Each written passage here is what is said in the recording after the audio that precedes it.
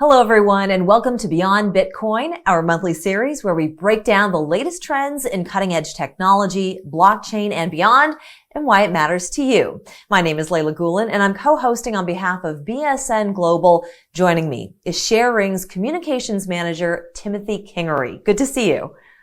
Thank you, Layla. And with us tonight for this episode are our guests, Julian Lowe, Business Development Director for Southeast Asia from TZ APAC, Eric Nguyen, Spore's CEO and co-founder, as well as Duke Liu, Spore's chairman and co-founder, here to share their insights on the recent NFT boom and its future. Thank you for joining us. Starting off, can you tell us just a little about yourselves and how you came to work with NFTs in the blockchain industry?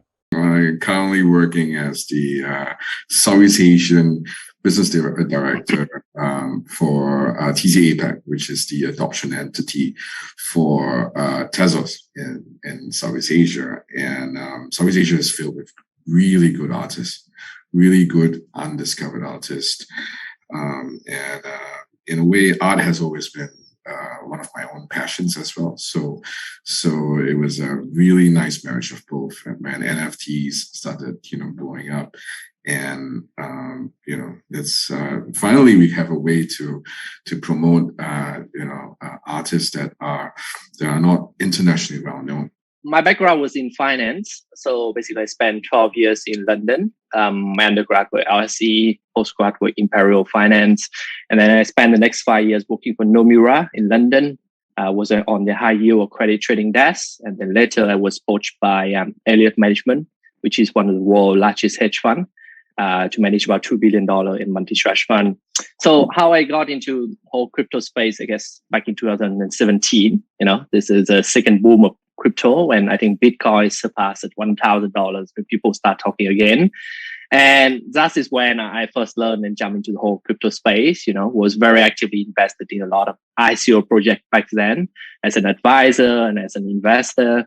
And, fast forward into 2021, right? And when NFT boom happened, back at that time I was at this prop tech, is one of the prop tech that backed by 2 billion in Vietnam, and I was there running their financial division. And this is where I met Duke. Duke was the COO at One Housing at that point. That's the name of the prop tech. And at that point, as a prop tech, very traditional business, you're selling house. And we were talking together as this NFT trend is booming, and what we see and what we believe, is that the future is how human interact going to be very different. We believe it's going to be something like, the Matrix / Ready Player One. So you got a digital metaverse that you live in. And for us, NFT is natural. It is part of that digital future metaverse, that is digital ownership. You live in a digital world and you want to need digital ownership. It will be a thing, And personally, myself, I have been a gamer since, high school. When I first started, it was World of Warcraft. It was a quiet experience because back then, no one know MMO, online games. The ability to play with people all around the world is insane, right? Back then, you do have, the gold farmer that actually farming a lot of gold and sell for some money. That was the first of the play to earn. And you already saw that, right? At the first, it was like 20 years back. And now you see the whole play to earn trend full blown. And we just see that, it trained the society so much, 15 years ago, there was no career such as being a streamer, right? But now being a streamer is a career. And I think in the next 5 years, you're going to have a career as a professional play to earn player, right? And that has been helping the livelihood of so many people, especially people in Southeast Asia with this COVID lockdown. Very interesting. And Duke, how did you get started? My background is I moved to Asia back in the early 2000s. I built a startup in ed tech, which I sold to Bain Capital Private Equity China, and then we took it public on NASDAQ over $1 billion valuation. The last couple of years, I moved back to my home country of Vietnam to work on several prop tech plays. And in those plays we raised $25 million from SoftBank. as well as Gaw Capital, and then the most previous one, the most recent one was with working with Eric and two billionaires in Vietnam, doing really just a competitor to the first play that I did. I was COO and for both organizations, and did strategy for the second organization. I've thought about blockchain for some time. Back when I think blockchain, Bitcoin was about at $100, I asked a bunch of finance friends to invest our poker money that we were splashing around for fun, and they all thought I was crazy and told me, like, you should stay in your lane in ed tech. Last year or so, definitely heard about DeFi and its role in the crypto ecosystem. And then when really NFTs blew up, I believe I was reading an article on Decentraland, and reading that article, it was just very clear to me where it was going. Right? It was basically saying, okay, well, crypto is a store of value, a mode of transfer, right? And DeFi was a way to add liquidity to that store of value, and then NFTs is the things you buy in the digital world, right? Instead of buying real Lamborghinis, we're now buying bored apes, right? And yeah, so it just became obvious that the NFT stack was here to stay, and that's where Eric and I sat down and figured out where we were going to go play in the crypto space, and we felt that where we are now, an NFT marketplace that's Asia centric and focused on decentralizing pop culture was where we should be. With you, Duke, I mean, you've already alluded to it. Can you break down for us, just in the simplest of terms, exactly what NFTs are? Yeah, NFTs are non-fungible tokens. The simplest term is that they are distinct digital assets. No one is the same, and therefore you can clearly define origin and provenance, and therefore you can have a store of history and a store of value. Very good. And I mean, inherently they sound quite special, but how do you foresee their use in the future? We obviously live in the use case of NFT art and NFT games. In the art space, what we're pioneering is moving actually the digital to the physical. Right? And so you can buy artwork on our site, and then use a technology that allows it to be displayed in your home on your physical wall. Right? We have monitors that are up to 98 inches in diameter, so you can really have some stunning images that you've bought in your home. That's a partner that we work with right now. At the same time, we're building an XR VR gallery that we hope to showcase major works of art by major collectors, as well as works of art by yourself. Right? If you're buying a lot of artwork on our site, we can. Our goal is to give you an individual art gallery. So the NFTs no longer just reside on your crypto address, but can reside, of course, on your mobile phone, and then now can be displayed for the public. Amazing. So a common misconception, and I'm glad you cleared this up, is that these are just JPEGs or digital art, that can't really be enjoyed in the real world. So it's very cool that, you have a way that you can display these and enjoy these, in the real world. But what else is special about NFTs, aside from being just a new digital medium? I can make a mention, which is the most obvious thing is bringing what we call it bringing ownership back to the creator, right? You're starting to see, guys like Beeple and other similar artists of now digital art renown. They were actually working artists for 10 plus years. Right. And we saw them doing work in places like Disney. right? Lord of the Rings, right? Action movies, fantasy movies. So their work sat there for us to enjoy for years, and yet they were only being monetized. They're only being paid by the hour, right? By the project. And so they were actually considered workmen, right? And now with digital fine art, NFTs, they're actually being celebrated, right? And their work is being elevated to the level of collection, and I think that therefore allows them to capture more of that revenue stream, right? And so you have artists we talked to, I believe like 6 to 9 months ago, were skeptical of the boom, right? Because they were like happy working professionals. They were working in the physical space, and they said, "What's the point of these NFTs?" Have all turned around. Have all now understood. Like, okay, I get it now. It's just a new medium. So how am I going to work in that medium if my process is close enough to that medium, right? So you have guys like People, of course, who I believe worked with campaigns with Louis Vuitton, all the big fashion labels, digitally. You have guys like we have on our site who worked on concept design for Lord of the Rings and other major movies. Those guys, their process is very, very close to digital fine art, right? And so the transfer was quite easy. The guys who are more traditional, oil on canvas, are not going to have to rethink their process and make a decision for themselves creatively whether they're going to participate in the digital realm. It's really incredible. And let's throw this one over to Julian. Can you tell us a little bit more about some of the other industries that can benefit by and that are impacted by NFTs, for instance, esports?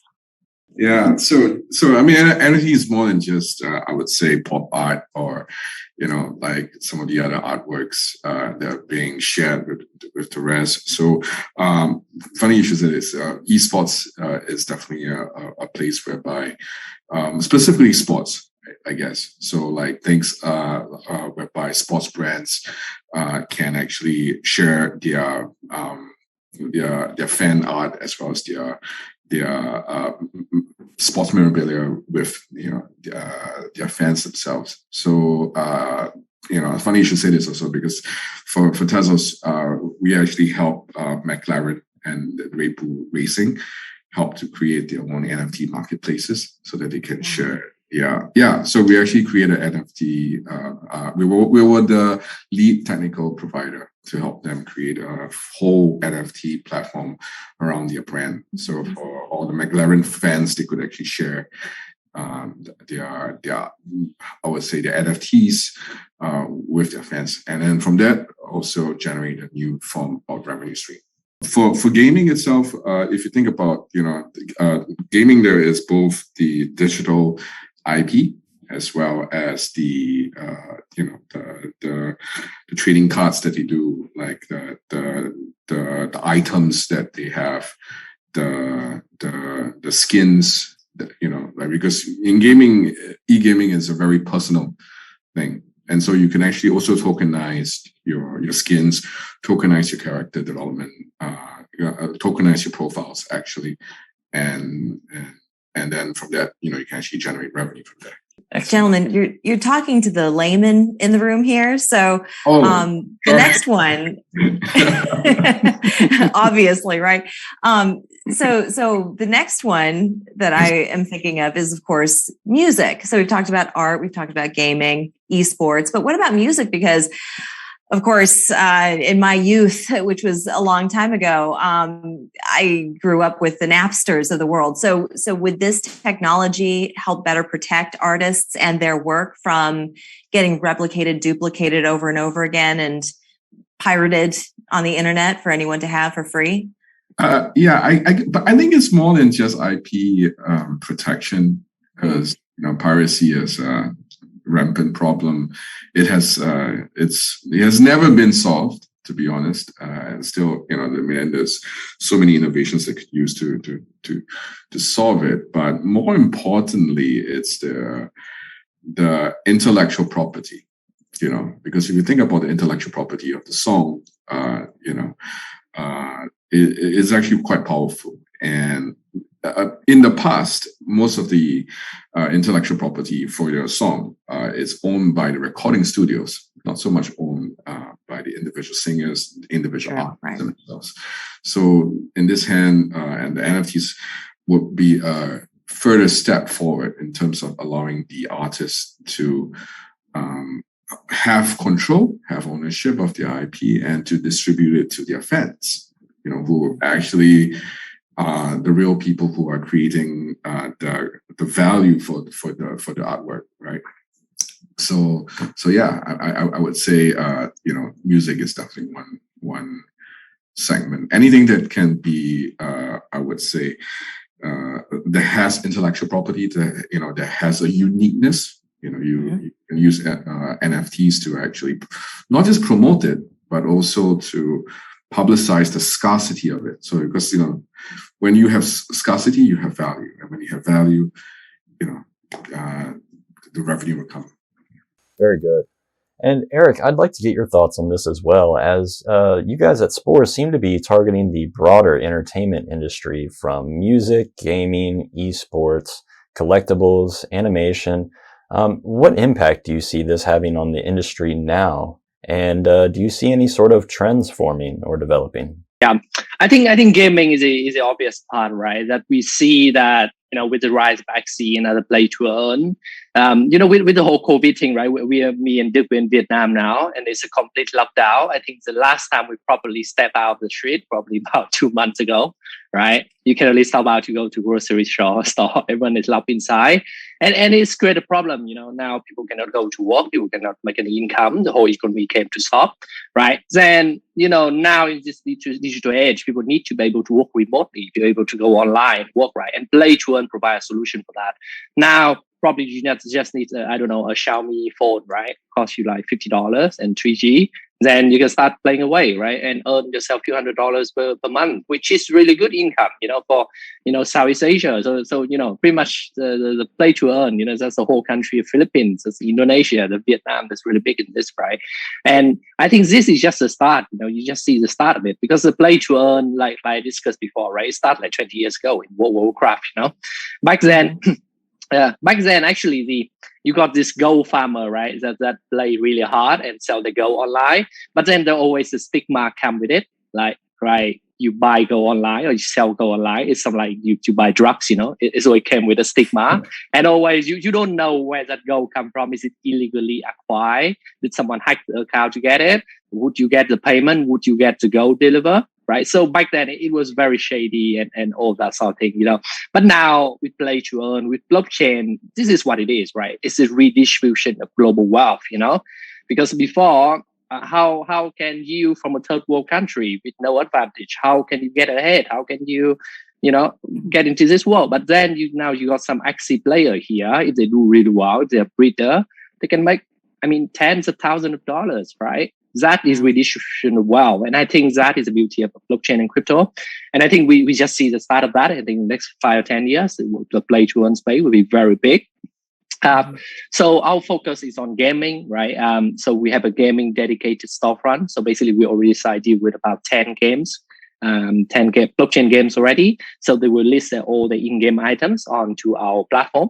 So think of it like, OpenSea sort, but we want it to be more game focused, right? So you can easier to find items. So number of things we have games. One is marketing side, right? Because one, you do great games. Sometimes, marketing is a thing that you need help with. That's what we find.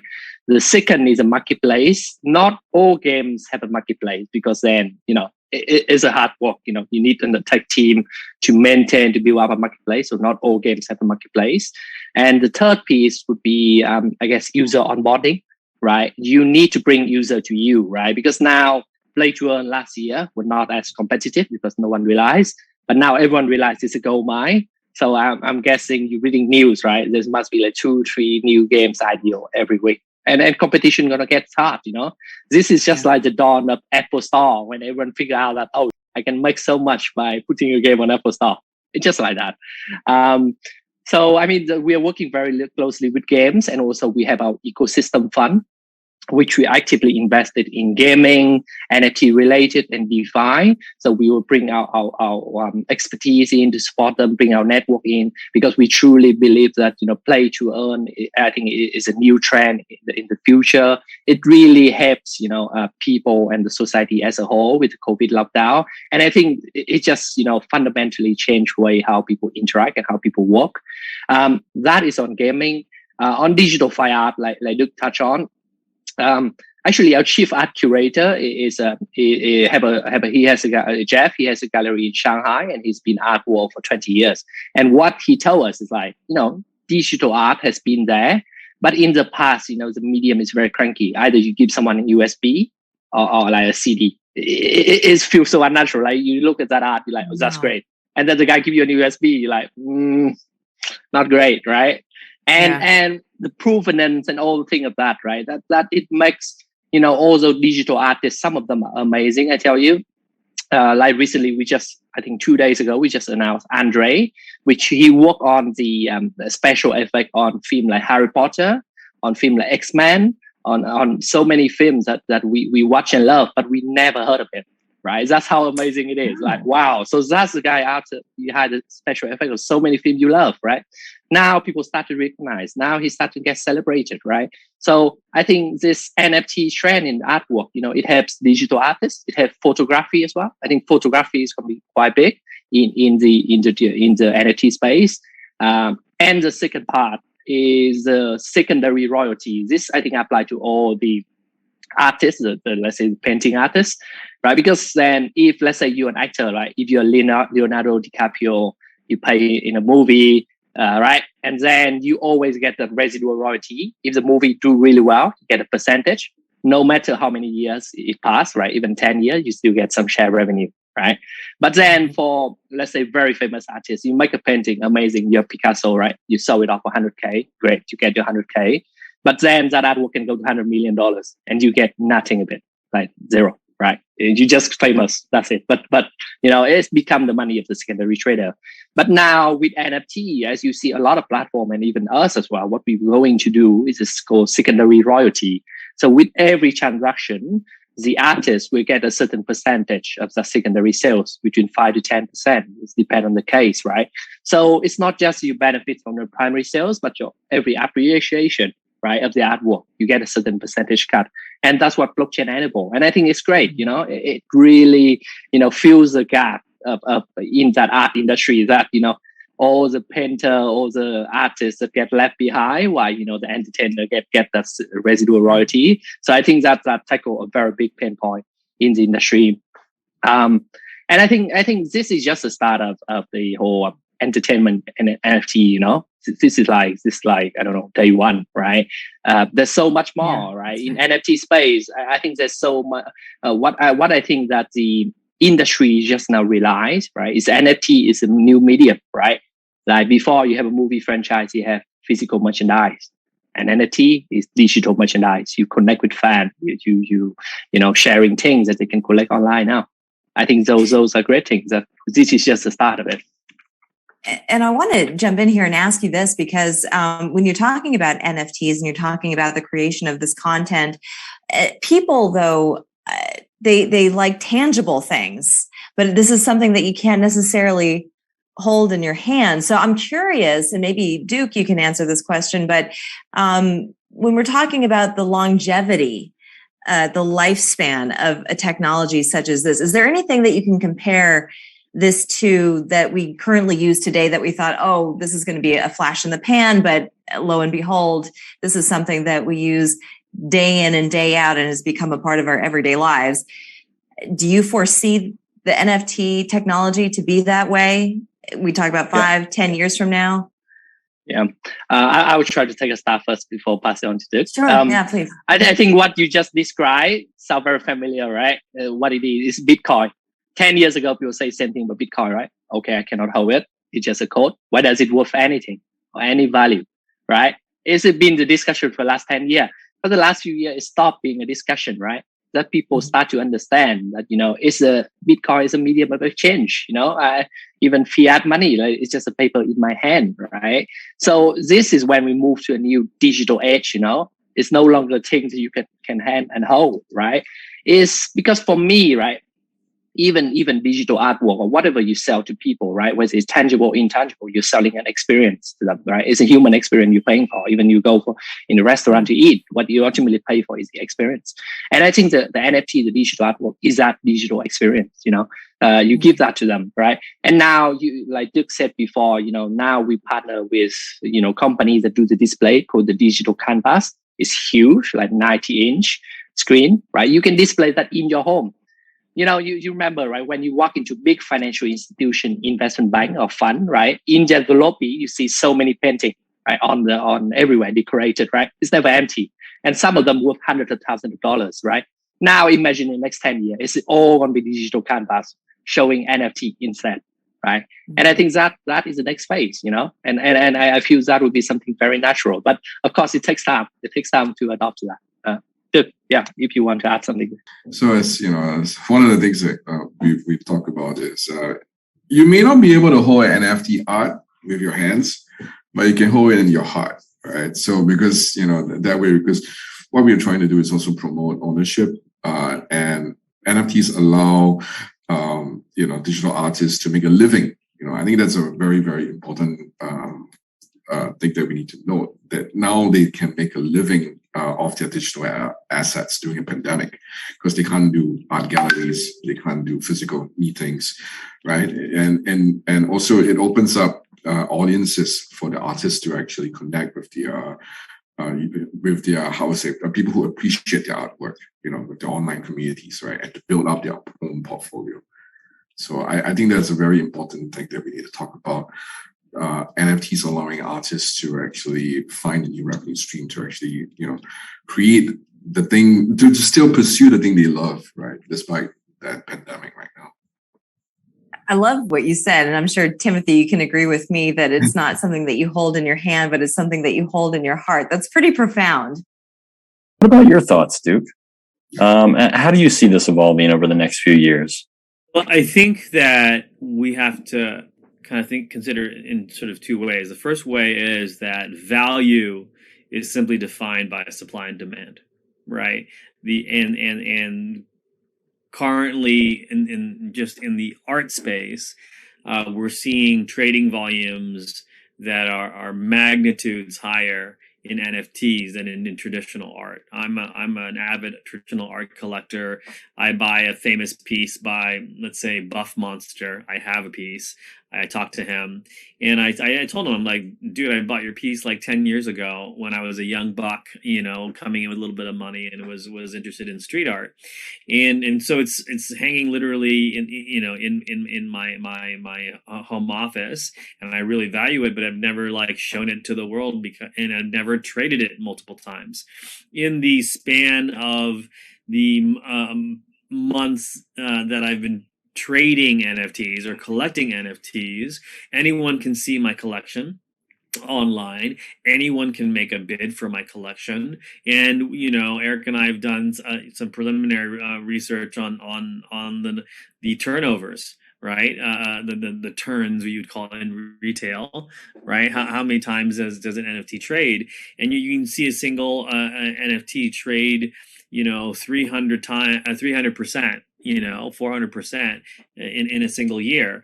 And so that creates volume in terms of commissions. It creates volume in terms of having the artist see their residual revenue if the particular site offers it, and then it expands the entire economic ecosystem of NFTs.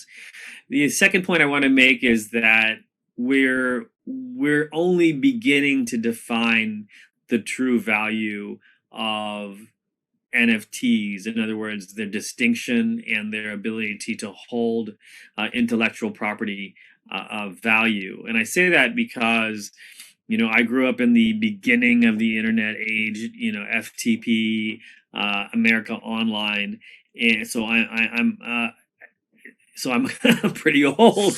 And you know, I think some of us here would remember places like Friendster, right? And Oh God, Napster. no, I don't remember that. Not at all. Right? Yeah, what are those? But those were the initial social networks, right? That we were. I was mildly addicted to Friendster for a while, and that went away, and then Facebook and Instagram took its place, right? So we're not even in the social network, that third layer phase of apps that are the true monetizers of the internet, in my opinion. Of course, you have the pipes like Cisco, Akamai, etc. And then you have sort of your e-commerce plays that are coming about. But I that third wave of apps that's truly monetizing consumer experiences has not yet happened with NFTs, and so I think that's. It's just the beginning. People are just sort of going again. As you guys remember, it's like when you first got on Facebook. I understood Facebook very, very clearly because I remember at Yale we had something called the Facebook at Yale. Obviously, it was at Harvard as well. That's where Mark Zuckerberg figured it out, right? And it was just a little like a physical book with all the freshmen in it, and so you could like figure out who the hot boys, hot girls are. You can call them on a physical landline and be like, "What up? Do you want to have coffee at Durfee's?" Like, That's what it boils down to, anyways, isn't it? Yeah. All this technology, it's just for one purpose. Yeah, exactly. Netflix and chill. Just kidding. It's so fascinating, and when you think about it, so sticking with art for just a moment, because let's just say, again, someone such as myself, I'm interested now in having my first NFT. I mean, do I have to have deep pockets in order to get in on the game? How do I even get started? Maybe I'll take this. So, there are like communities like OpenSea. There's Hand, which is built on Tesla's network. There's a lot of art galleries out there, and you can literally buy one for less than $10. Yeah. So it's actually pretty.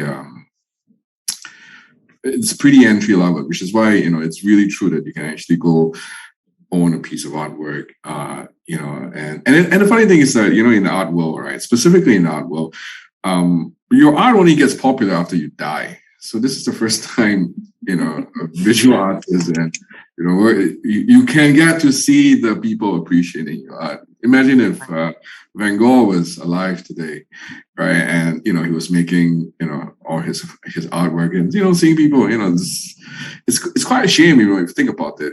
People only start to appreciate your art after you're 6 feet under, right? So now you get to see art being shared, being fought over, even, right? So for less than $10, on any of those marketplaces, you can actually own a piece of artwork. Just like my background. So my background is built by it's an artist by the name of Dila Maharani. So she's an Indonesian visual artist, right? And so she promotes her artwork through some of these marketplaces as well. Challenges, though, those are inherent and inevitable. What do you foresee to be the challenges as the public goes through some growing pains and maybe some reluctance to jump on the bandwagon? Julian, what do you think? There's a couple of things, because NFTs, to be honest, the protocol has been around for some time, right? It only got popular because people started buying it and selling it and artwork. So I would say, it is more than just a fad. It's actually a long-term thing. Right, the asset tokenization of intellectual property. So, I would say some of the challenges would be like the fear of it being a hype, right? Mm-hmm. Just not, because artists need to survive, marketplaces will thrive. So I think that if we are able to get past the whole the whole hype cycle and build a sustainable process, I think industry for this, I think that would be one of the main challenges for this industry. And then the other one would be, I would say, people coming into buying NFTs just for the value of the thing, rather than understanding the how to say, understanding and appreciating the art behind it. I think that's one of the things that, and why marketplaces like Spores, like Hand, they're important, because they also help to educate the public on art, because you need to understand art before you can, start investing in it, start buying into art. So I see that as a plus, because then everyone else, they know the difference between abstract and realism art. So I guess that's a good thing, but we need to get past that first. Yeah. Would that artwork behind you be an example of that? Oh yeah, this is Delius. She is known for her, how do you say, her vivid colors, and yes, it's beautiful. Yeah, thank you. You can get it on Hand. Just go to Hand. I was just going to say, maybe we need to trade it.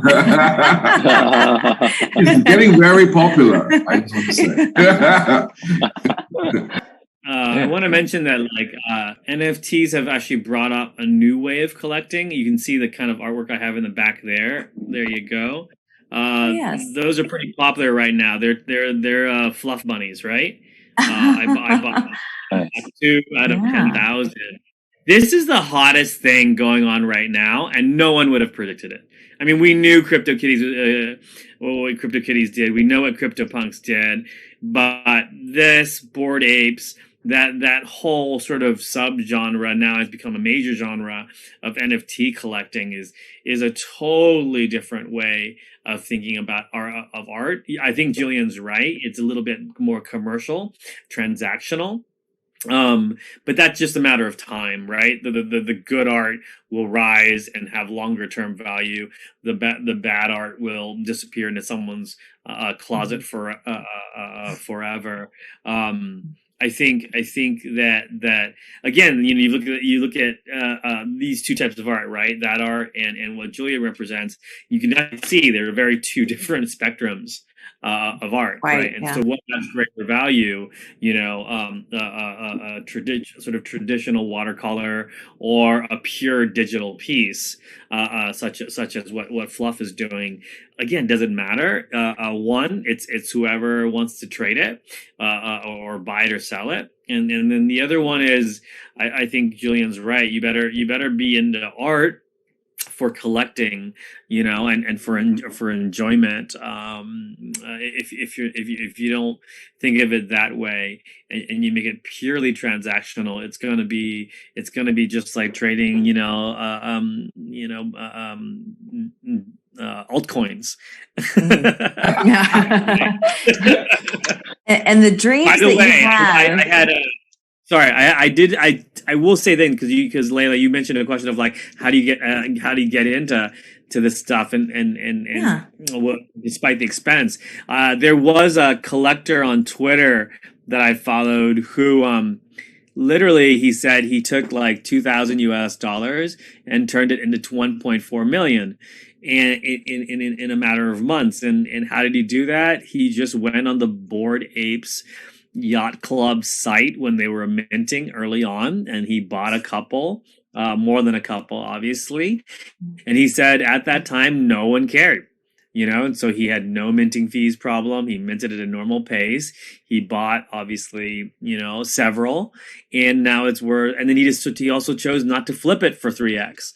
For 4x. Instead, he held it and has obviously had, 10,000x performance on his pieces. So if you think about that, here's this sort of little dirty secret in the art world, right?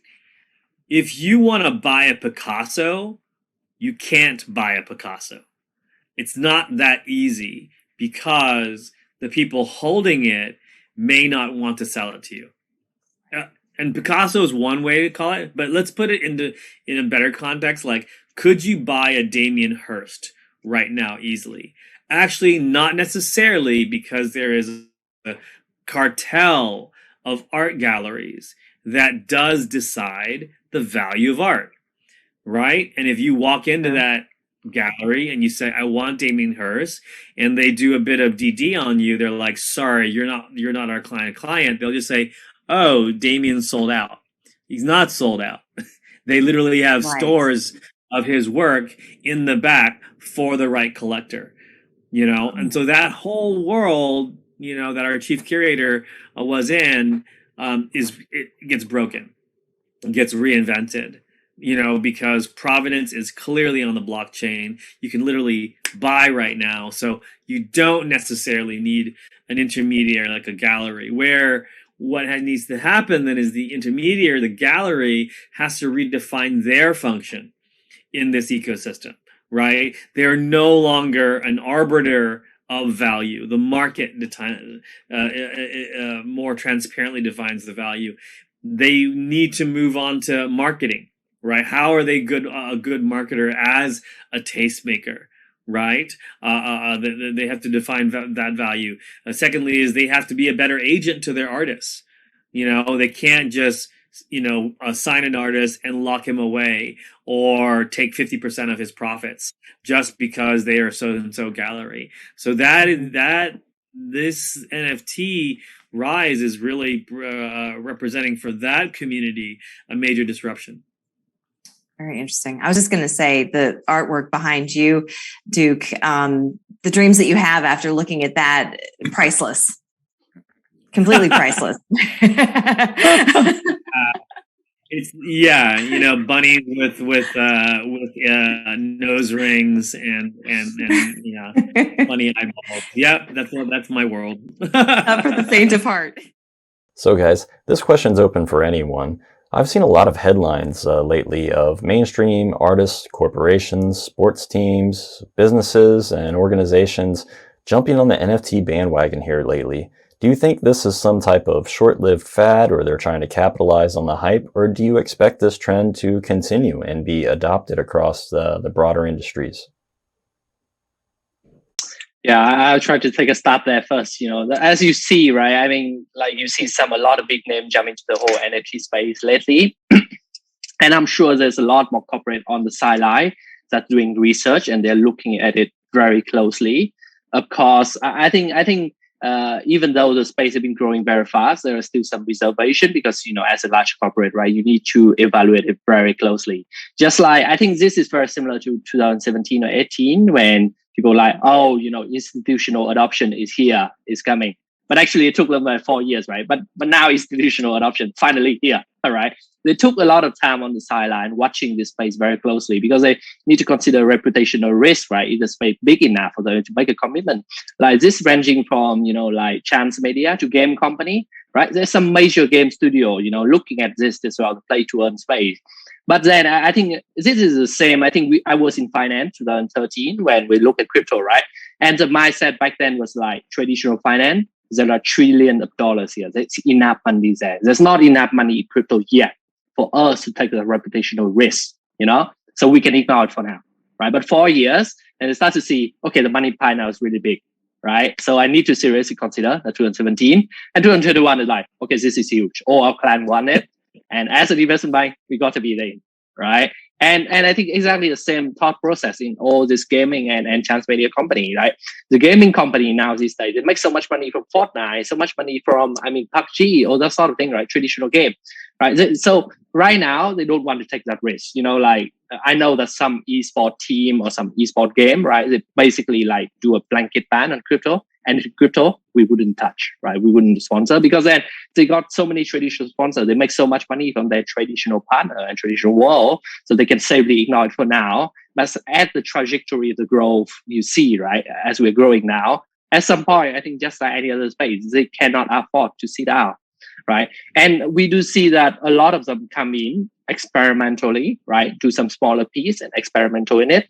There's a lot more bigger player, they look for a reliable partner, because I was mentioned this is like merchandise, right? Because that you have physical merchandise, like, Star Wars toy. Not necessarily Disney is the one who produce it, but they got a partner that do merchandise of them all around the world. I would think about NFT the same thing, right? You got a brand, Disney, you have this Star Wars brand. Who would be the NFT partner you go to with, right? Just like I think Marvel and DC go with Ecomi, right? Okay, you are our partner to create this NFT digital merchandise. Go work it for us. We have the brand, right? You have the know-how. And I think that is going to be the trend. Then they are looking for, dominant player in the NFT marketplace, those who can be the distributor of this. Of course, there will be, big brand that do it themselves, right? Just like Disney do Disney Plus, because at some point they figure out like, okay, we have so much of this content. Why do I go to Netflix? Let's just set up something of our own. But I think we are still some distance away there. But of course, take it with a grain of salt as, like in crypto, right? Everything grow exponentially faster, right? Than traditional speed. What do you think? 10 years probably took like 2 or 3, right? But we are right at the start of it.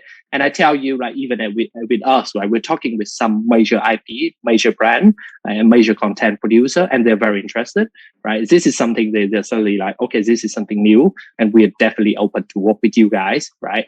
But of course, they want to see track records. They want to dip their toe in, see how it goes. And then, first few drop, everything goes by, and I'm sure they will jump in. To think of it as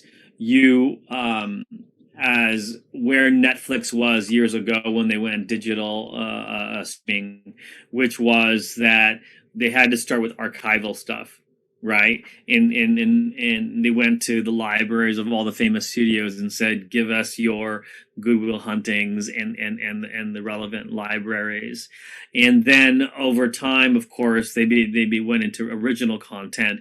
And one of the reasons why they went into original content was the arrival of Hulu, right? And if you guys know the history of Hulu, it is a collaboration between all the several major studios. But of course, recently, I believe Disney bought majority share to basically run Hulu alongside their Disney Plus initiative. And so what you're seeing there is a move from archive stuff to indie stuff, Netflix doing their own shows, and then moving. Well, now I would call Netflix an indie now, but at that time they were. Now moving to mainstream adoption by all the big studios. So you see that in streaming. You should definitely see that in NFTs. The parallel is actually for that world, the branded licensing world is very, very straightforward. That parallel is physical merchandising, right? All the licenses that are so incredibly sophisticated for a digital license, for physical licensing, whether it's geographic restrictions, whether it's content restrictions. That will move into digital. Those of us who are live in Asia and are collectors of physical goods like animation, we'll see tons of that stuff, right? Oh, you can only buy this Transformer edition. It's a Japanese edition that was released during this period by this licensing company. That was and is an incredibly lucrative business for IP holders.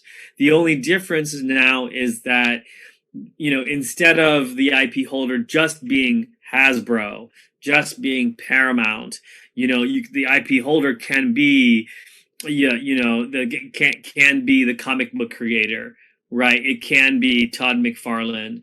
It can be those guys who can come in and say, I'll grab a piece of this before I have to go to Marvel, or I have a certain separate set of goods that are not already sold to Marvel and DC. So what we're seeing in our negotiations is that are the great artists are coming and willing to talk with us. The big institutions are looking at some hybrid, working with us, creating their own, or just sitting on the sidelines. But they're all coming. When we were going IDO, or actually just before IDO, when we were raising, VCs were like, "Is this a fad? Is this is NFTs gonna last?" And we were like, we can guarantee you it's not a fad, because we're already doing business development going after this IP, and the IP holders are like, hey, you've got like a ton of competition. What are you going to offer, right? And so you're going to see that, in the next 12 to 24 months, a ton of content will come out, and then we'll figure out what's good content and what's bad content, right? And so you kind of answer that question is where you see this going in the next 3 to 5 years, and just the best use of NFTs. Yeah, I mean, I think Julian mentioned it in IP control. I think fan tokens is huge. I think the guys who are playing in that, I believe like So Rare is doing a bit of that. There's another company. I think Sweet is a company that's trying to monetize influencers, basically allowing to build them to build mini social networks powered with NFTs. Those are all coming. I totally agree with what Doug said because because for me, I do biz dev for TZ APAC, and we've been seeing a huge uptick in non-traditional, blockchain companies, right, coming to us, say, "Hey, I saw that whole McLaren thing. I saw what you guys did on hand. So can we come in and build our own NFT platforms?" So, and the range of industry is actually quite wide. It's not just art galleries. It's like people, gaming companies, song companies, music companies, right? And but one of the things that we always try to stress to them is you got to think about the sustainability about the solution, right? So a lot of them, when you go and do use other blockchain networks that are proof of work, they actually spend a lot of money using to mint the NFTs. So we always tell them, try to think about the sustainability of the solution. Always using a proof of stake solution like Tezos itself, right? Because we are a lot way more cost effective for you to mint your NFTs, and environmentally friendly if you really care about that. No, environmental friendly is indeed a very big part, because then a lot of our big partner, right, artists and corporate as well, one thing they raise is like the carbon footprint of NFT, right? And there's a clear need for the proof of stake blockchain, which is a lot more friendlier with the environment. And also the gas fee is a big thing, right? Because then back when NFT trend first started, you talk about artwork worth tens of thousands of dollars, 5-digit figure, right? Then you pay $100 minting, it's fine, it's all right, no problem. Right. But now I think the general trend is that the NFT become more mass, right? Become cheaper. Right. Julian mentioned it can worth $10. And it doesn't make sense for you to spend $20 to mint something that can be sold for $10, right? You definitely need a better solution for all of that, right? So both environmental friendly and both, sustainable. And I think that is a part that I think we are quite excited that we are Cardano focused. We build on multiple chain. So we are working with them on that. So we would want, when Cardano have their smart contract going live, I think that's what we want to build. And I think that would be great. That is the high throughput and the low gas fee is something that we definitely need to bring the NFT to the mass market. So just to put I would say scale, right? So like Tezos is about 2 million times less energy consumed than Ethereum, right? Right. And if creating an NFT, right, on Ethereum is the size of a polar bear, the Tezos size would be the flick on its snout. That's so cool. I don't think anybody can argue against anything that's better for the environment. This seems to be a revolutionary technology in many regards. So how easy is it for artists or consumers to make use of NFTs today, if they're not blockchain or tech savvy? Is this as easy as using just any other app, or when will it be? I think it's already, for NFT, is already a lot easier, right? I think Duke can say to this because he's basically new to blockchain. He joins this year. So it's already, I think, a lot easier than DeFi. DeFi, you kind of need to figure out how do I use my wallet? How do I use MetaMask? And how do I do staking, withdraw, unstake? All that. It's super daunting. Right, when you first try it out, like okay, my money, I'm staking my money is in that smart contract. Would I lose my money? Can I get my money back? What happened? Right, it's also super daunting. NFT, I think the gap has been bridged, become a lot easier. You see a lot of big NFT platform now let you pay with credit card, And you don't even like need to sign up for a wallet. They let you sign up with your email, your password, that feel very natural, and you press buy. They ask for your credit card. That's it, right? And you're like, okay, I have my NFT, happy, right? And probably when you withdraw, then that's when they ask for your wallet, right? But of course, the process has been streamlined a lot more to the mass public. That I got a lot of collector friends, basically non-blockchain savvy, but they also bought NFTs pretty straightforward, pretty easy, But I think the future is going to make it even easier, like you buy something in app instant, you're like, oh, I don't need to confirm on MetaMask, pay the gas fee, all of that. It should be streamlined and happen on the back end. I was just curious though. So for an artist to get in on this scene, I mean, do they have to, and I know we keep going back to artists, but I think it's kind of the easiest to wrap our minds around and applying it to NFTs. But do you have to have a graphic design background in order to be an artist to take advantage of the NFT marketplace? Or is this something that you could create on a canvas with oil paints and then there it is showing up as an NFT? Yeah, I mean, officially what you can do, and this is what some of the collectors, like quote unquote serious collectors, have asked me. It's like, well, I have a famous painting. Can I just take a picture of it and then post it as an NFT? I think you could. I think that is a category of art. We call it sort of like it's probably going to exist somewhere in the limited digital prints world. Rather than the original artwork. Damien Hirst just posted today that he's offering for sale a physical work or the digital work. You can have one or the other if you make the purchase, right? And so he's clearly trying to define which one it is.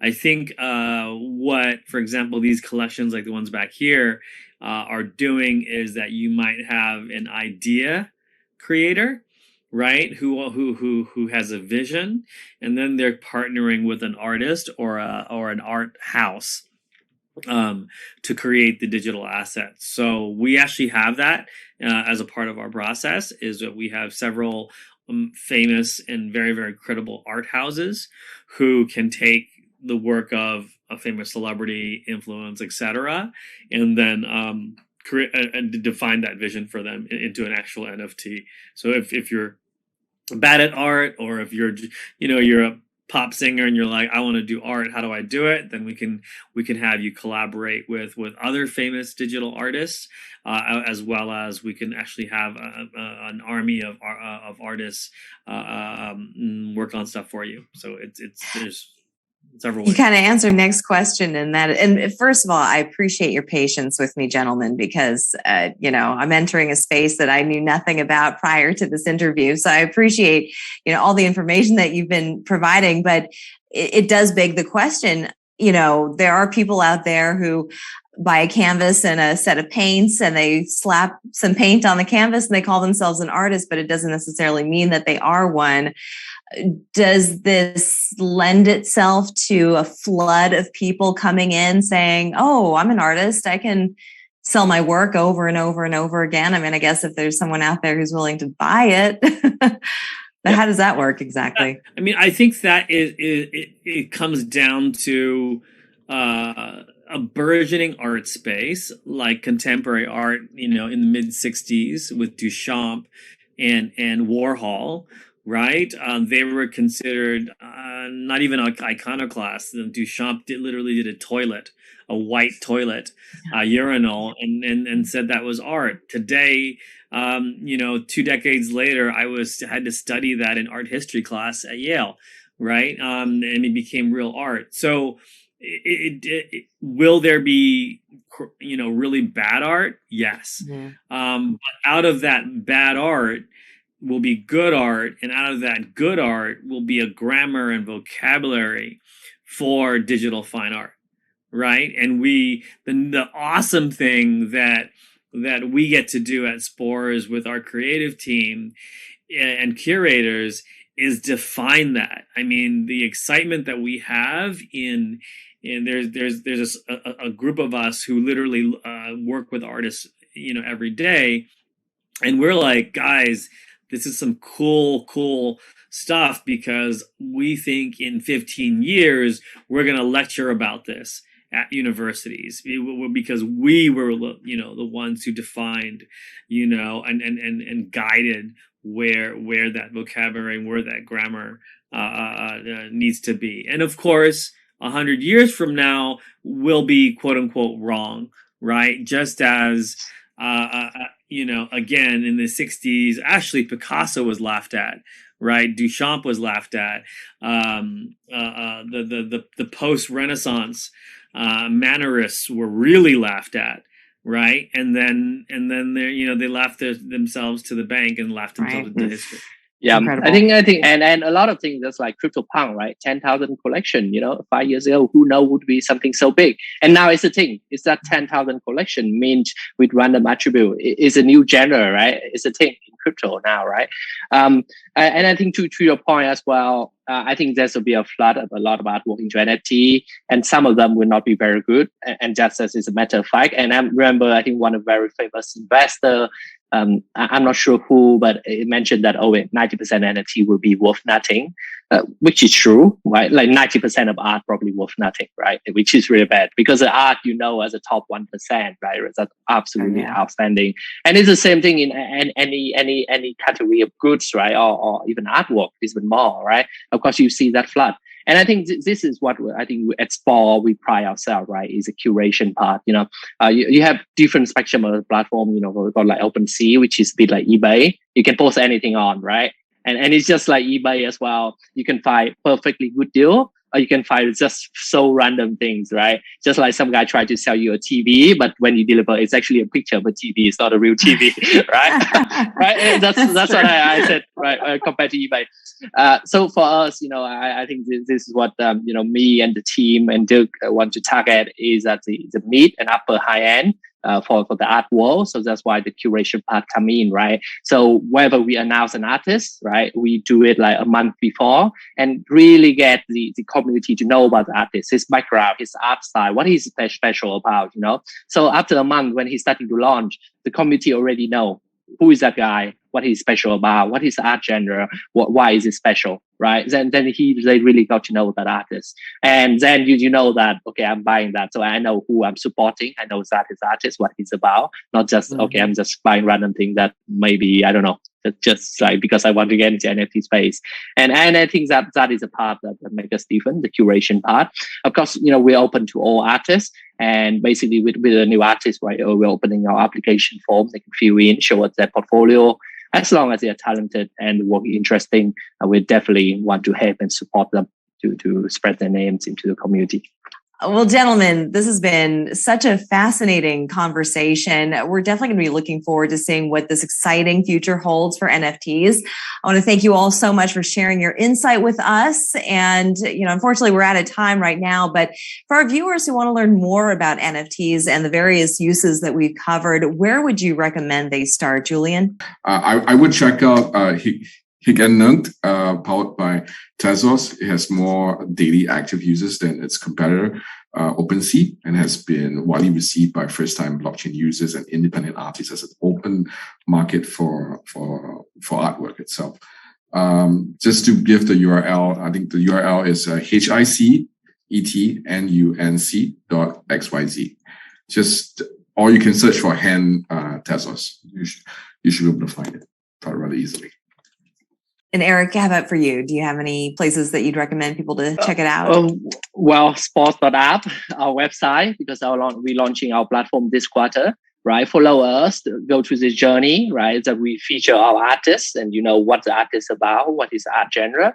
And this whole purpose of us is educate the community and go through the launch with us. So I think it's like the journey from the start to finish, You're new to NFT, come join us. Right, we share with you this artist we're bringing on, and you can follow him. You can follow them, right, and see what they're about, and see our platform launch, which will hopefully make you very easy to step into this, NFT world. So in terms of NFT discovery, I think we have a bunch of options for you. I think the first one is we're actually launching our Discord servers across our verticals, our entertainment verticals. So it allows you to have a much deeper dive into the verticals you love, whether it's anime, animation, gaming, fine art, celebrity. Those Discord channels will be managed by our 15 plus ambassadors, who will really help lead the conversation, as well as we have that Nifty show in the background on my background, where we actually also do a weekly show with different guests that I host within the NFT space and beyond. And so it's a really good, fun, hour-ish long conversation about all things NFT, DeFi, and blockchain. Wonderful. Thank you so much. We'll be adding those links to the description of the video below. And for any of our audience members who still have questions, feel free to leave them in the comments. Those with the most upvotes will receive personal replies from tonight's guests. I'd like to thank you all once again for joining us. We'll look forward to seeing how you continue to shape the NFT and entertainment industries. Thank you.